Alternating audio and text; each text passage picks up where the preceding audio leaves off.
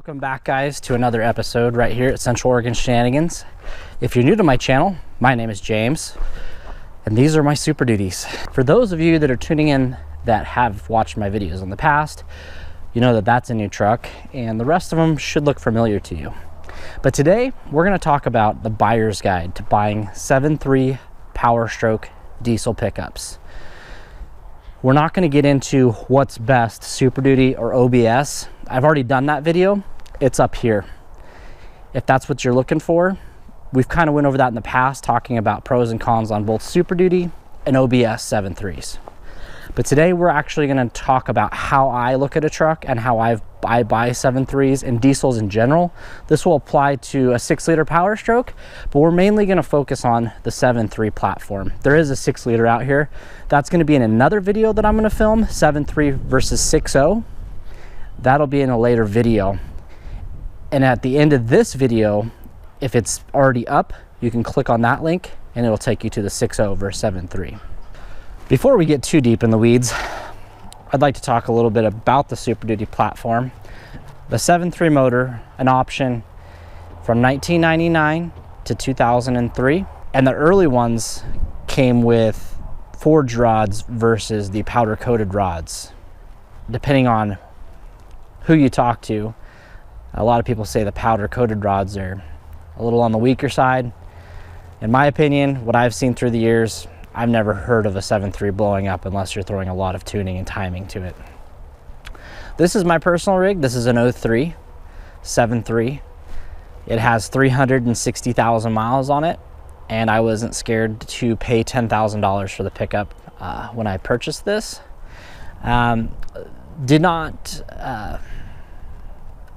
Wasn't scared on the mileage, and I don't think any of you guys should be scared on mileage. These trucks are known to go 1 million miles if taken care of, and this one in particular has pulled all these trucks that you see in the background except for the 97 home over a 300-mile journey each time. So when I first look at a truck, I look at the body, I look at the outside first before we can get into mechanical.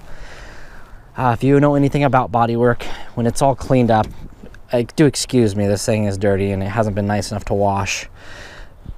You can look down a truck and see if there's any ripples in it, and I'll show you an example. Over here on this 2000, if you look down the side of it, right here, I don't know if you can catch that, see that little wave? That's Bondo.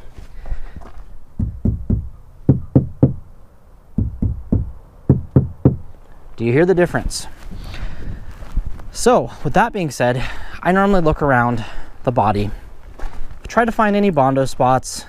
If the owner will give you the VIN number, you can do a Carfax. It will tell you a lot of the vehicle's history nowadays. If they've been in any wrecks or anything been repaired on it. So I give the body a good look over and ask myself, can I live with the body, or am I going to have to fix the body? Little blemishes. These handles on the Super Duties, guys, love to crack, and people like to break them, but we're not going to get into that.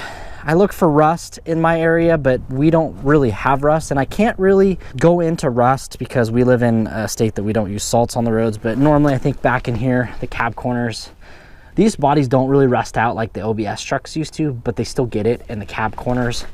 And especially, I took this apart just for this video, and these pieces right here on the driver's side will trap, snow from your boots getting in and out.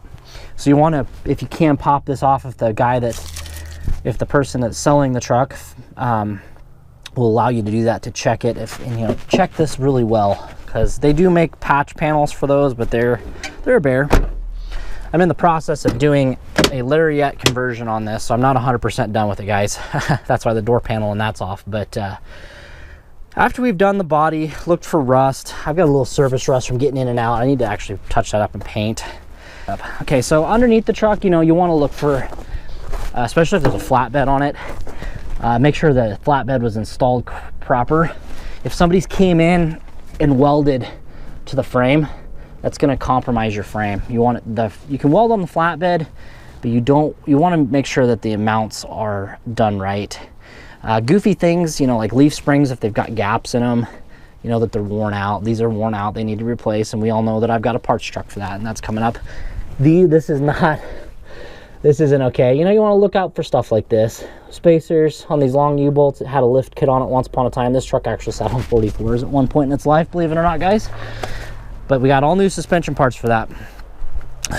You know, you want to turn on the lights, check the turn signals, check all the electrical on your this is, you know, an investment that you guys are gonna, these trucks are not getting any cheaper, so you want to make sure everything's working properly on the electrical side of things.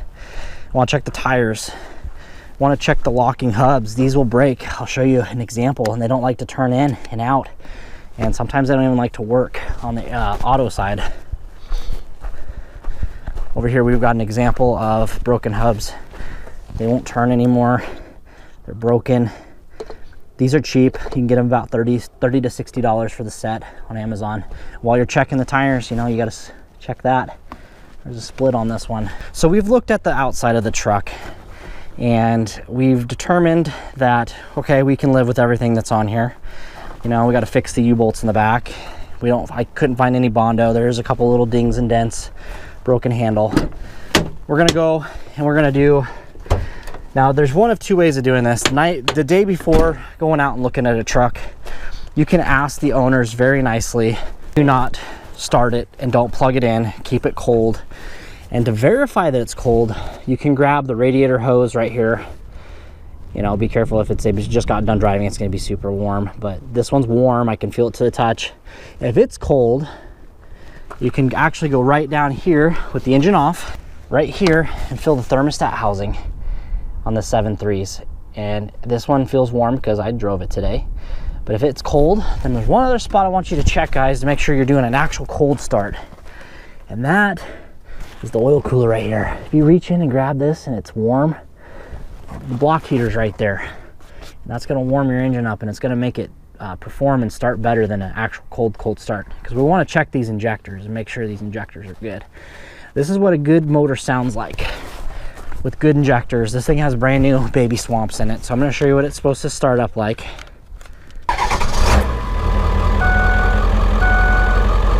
This is my best example, guys, of what it should sound like, what it should look like. Motor shouldn't sit there and shake. Now, after you've got it cold started, you like the way it sounds while it's running, the next thing I like to do is grab this oil cap and take it off and check blow-by. Every diesel I've ever seen with 140, 150, 350, there's always going to be a little bit of smoke. Set that oil cap right there. If this oil cap is doing this, you got problems. You don't want that truck. Okay, we don't have any blow-by. I mean, that's tolerable. That's fine. There's a little bit of blow-by, but this motor's pretty dang healthy, guys. I'll tell you that much. All right. So we made it this far.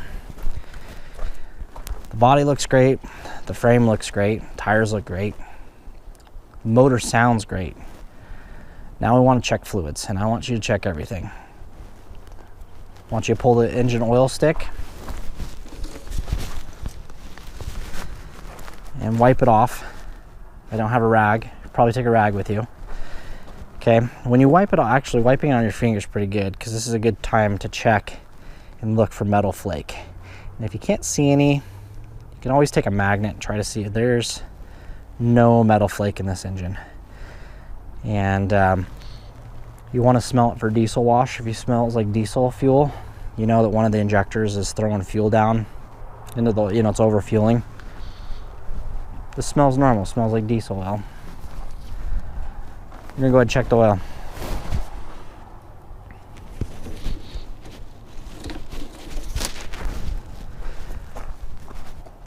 We're up to the full spot. Now if you pull it out and it's down in the halfway mark, some guys don't like to fill them up all the way, but if it's not on the stick or if it's really low, you might want to start asking the guy what's going on. And that leads me to the next point. So I missed something here, and I was going to talk about it, but I lost my list. You always want to check the coolant reservoir and make sure it doesn't A, smell like diesel, B, isn't dry, and C, isn't overfilled and smell like diesel.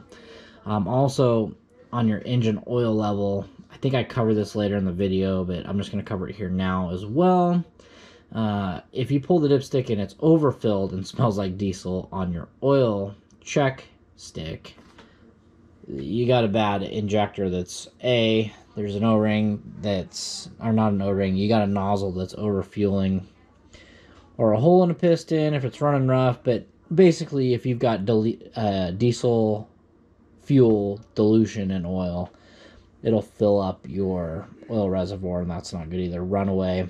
And the coolant, diesel fuel and coolant is caused by the injector cups, and that is a process to change them, and special tools. You can buy them all on Amazon. So that's going to have to be your call if you want to go down that road of fixing injector cups. Anyway, and I just wanted to throw something in there. I was editing this video up, and I forgot to talk about glow plugs. This is a 6-liter, irrelevant. It does have glow plugs, but it uses a different system. But if they have the truck plugged in, or it feels warm, or it doesn't like to start without ether, and it's an ether baby, there's no such thing. It needs a glow plug. Glow plug relay, which sits down the valley of the 7.3. Yeah, so just wanted to touch base on glow plugs, glow plug relay. Those can cause hard starting issues, and bad injectors will do that too. So it's hard to tell. So if it needs to be plugged in and it runs good after, it fires up fine when it's plugged in, you most likely just need a set of glow plugs and glow plug relay. All right, guys, we just looked at a prime example, kind of like, you know, not the best shape of truck, but mechanically that truck that we just looked at is, you know, a great truck to buy. Yeah, you got to look through the dirt. Sometimes you got to do that. This is a 100% opposite of what not to buy on this poor girl. So this is an 03 as well, same year as we just looked at, but this is a basket case. And I'm going to be able to show you here one way that things aren't looking right. Blowby looks weird, doesn't start right. One thing you can check to make sure it's not, we'll see in a minute how this thing runs, but before it runs, I want to show you this trick. So if you come over here, guys, this remote wire here, this is actually your starter. This is a good way to check for good compression on these 7.3s. So we unplug this if the owner will allow you to. And we're going to take this over and touch it to the positive little post here on the battery.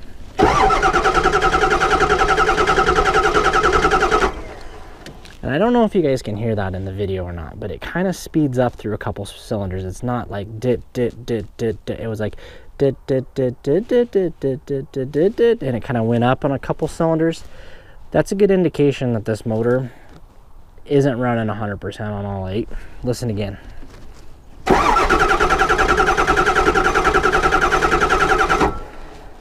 Kind of can hear it just kind of skipping along there, not hitting on all 8. Perfect. Well, it started.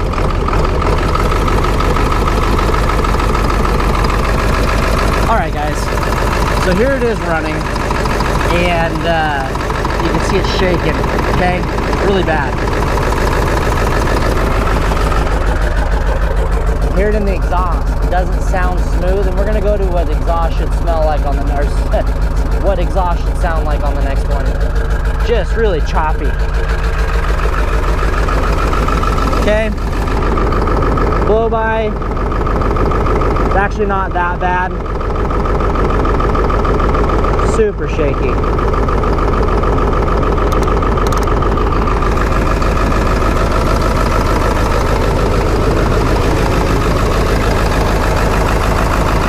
If this never goes away and the truck warms all the way up, you don't want that truck. It's going to need injectors.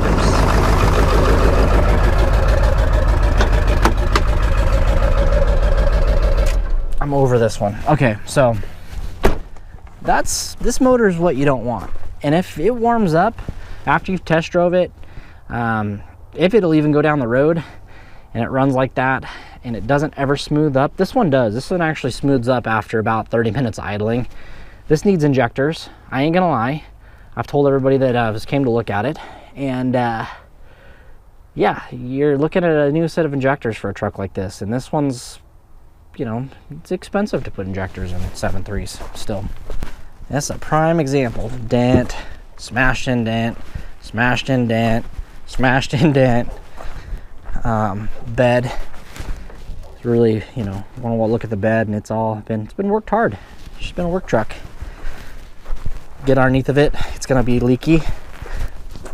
It's gonna be soaked in oil everywhere. Transmission, engine oil. Mostly on this one's on the front side, and this one has an oil cooler leak. So the front of the oil cooler is leaking, and somewhere on the front of the engine block, I think its oil pump is leaking a little bit. It goes away once it warms up, but this is a prime example of cheap. Don't pay very much for it if you're going to pick up. This is a project truck right here. I'm going to show you a Super Duty that's in really good shape, from minus the broken handle and this Bondo spot. This is a very nice truck, minus it's got a blue tailgate that's mismatched to the pickup. But this one meets all the check marks. You know, if I were looking at a truck and it was advertised as very high dollar, this one meets a lot of the check marks.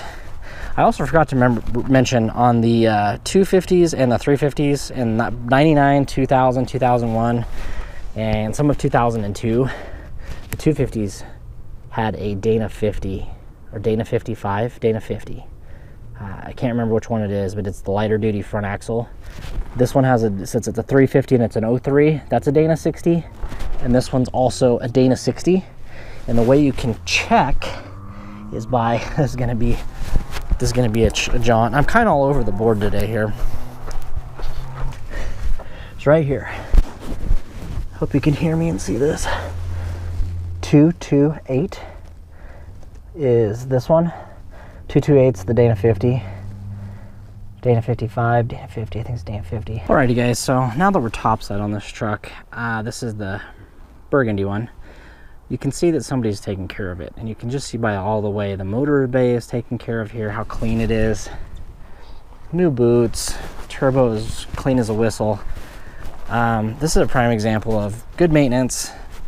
Water pump's been replaced, you can see it's shiny new. Starts up nice and flawless. Here's another example of what these sound like when they're running proper.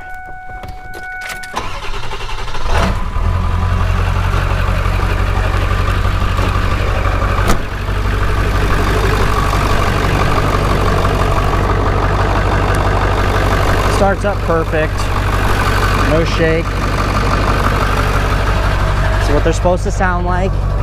This has the same exact cut exhaust. It's cut in the same spot. What they're supposed to sound like.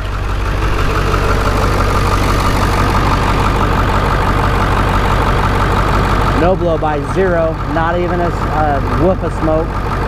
Okay. I don't have anything here to demonstrate bad blow-by.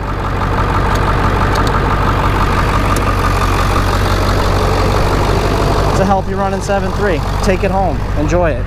All right guys, here's going to be my example of injectors and a little bit of blow-by. It's not, this truck isn't, I'd say, dead by any means, but this one needs 2 glow plug cycles. 1, I know you guys can't see me right now, got my mic on. 2, and it fires up rough. Today is not bad. It's warmer out today.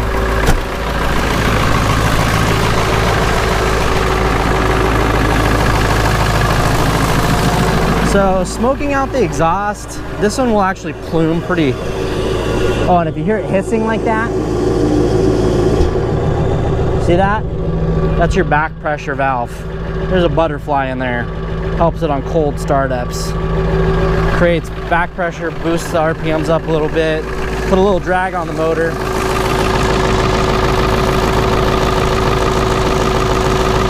one's not doing it today. And you know what? Motors will do different things on different days. It's funny. This one has more blow-by than that normally.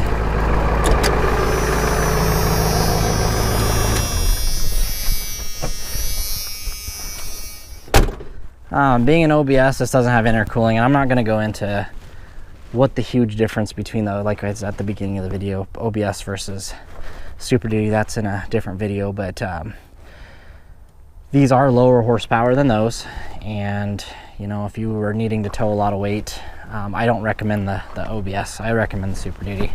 But that's all I have to conclude for today. That you know, the buyer's guide on the 7.3s, what to look for. This is your basket case. This is what you want. This is what you don't want. Electrical, you need just check and just use your common sense, guys. And I hope I put enough pointers into this video of what to look for, you know, leak wise. There's only a few places these tend to leak on. They're great trucks. I've owned, as you guys, I've got 4 of them in possession right now. This one's a for sale truck. This is my son's high school first truck, his high school truck. I will do a video on this to all my normal viewers. That's my personal daily, and this is my work truck. It's kind of my wood hauler, my backup. I do love it. I don't regret not selling it when the market was hot for these. Oh, another thing on the OBS, I'm thinking real quick. You want a 96 or a 97. You don't want a 95 and 94 and a half. These are produced from 94 and a half to 97. And the reasoning is OBD 1 and 2. 96 and 97 have OBD 2, and the check for that port is going to be right here. Don't mind the buzzing. That's your OBD 2. It's right under the dash, right there to plug in. And that's another thing. If you guys don't know what the torque app is, with a little Bluetooth adapter to your phone, these can throw check engine lights and not actually have a check engine light on. That's done it. This 06 has done it, and then that stores it in the computer, and you can kind of go in there and just pull those and look and see what kind of check engine light came on. But with that being said, guys, if this is your first time tuning into this channel, hit that like, hit the subscribe button. There's a lot of Super Duty content. If there's something I missed and I need to do this video again, let me know. But I think we covered everything pretty well today.